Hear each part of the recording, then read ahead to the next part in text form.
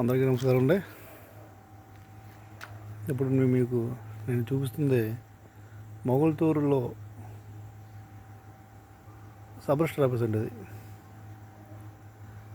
West Godavari జిల్లా Mogalthur sub register office. అంటే ఈ టైంకి మీకు వీడియో తీయడానికి గల కారణం ఏంటంటే, అన్ని చోట్ల పగలు పనిచేస్తాయి సబ్ రిజిస్టర్ ఆఫీస్ అతను, కానీ ఇక్కడ పగలుతో పాటు రాత్రులు కూడా పనిచేసే సబ్ రిజిస్టర్ అండి అతను. ఇతని పేరు వీరభద్రరావు. రాత్రులే ఇతను ఎందుకు ఎన్నుకున్నాడంటే, డబల్ రిజిస్ట్రేషన్స్ ఫేక్ డాక్యుమెంట్ తయారు చేయడంలో ఇతను ఒక సిద్ధహస్తుడండి.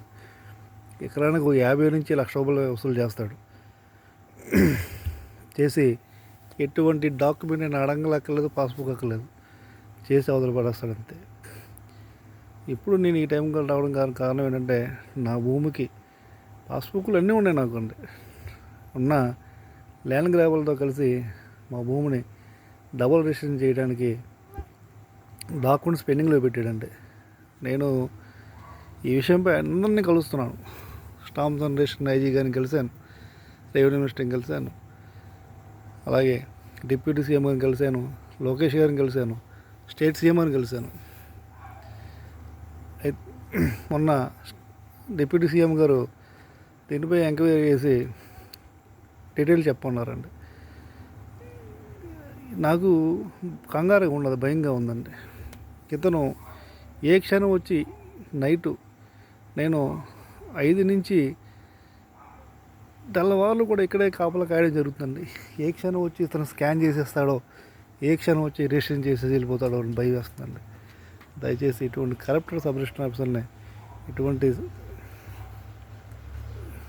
చాలా ఇబ్బందికరంగా ఉండే ఇటువంటి సబ్ రిజిస్టర్ ఆఫీసర్ వాళ్ళు వెంటనే విధి నుంచి వెంటనే తొలగించవలసిందిగా ఈ పై అధికారులు నేను కోరుచున్నాను.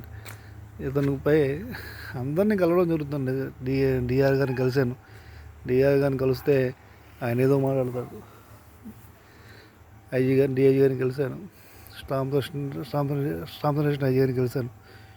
ఎవరో కూడా స్పందించకపోవడం చాలా గమనార్హం ఉంది.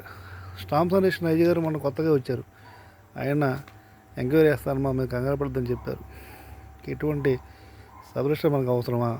అర్ధరాత్రి 1 గంట వచ్చి డాక్యుమెంట్ స్కాన్ చేస్తుంటే, రిజిస్టర్ చేస్తుంటే అసలు ఏ పొజిషన్లో ఉన్నామండి? అసలు ఎలా కాపాడకూడదు మన ఆస్తుల్ని? దయచేసి మీరు ఆలోచించండి ప్లీజ్.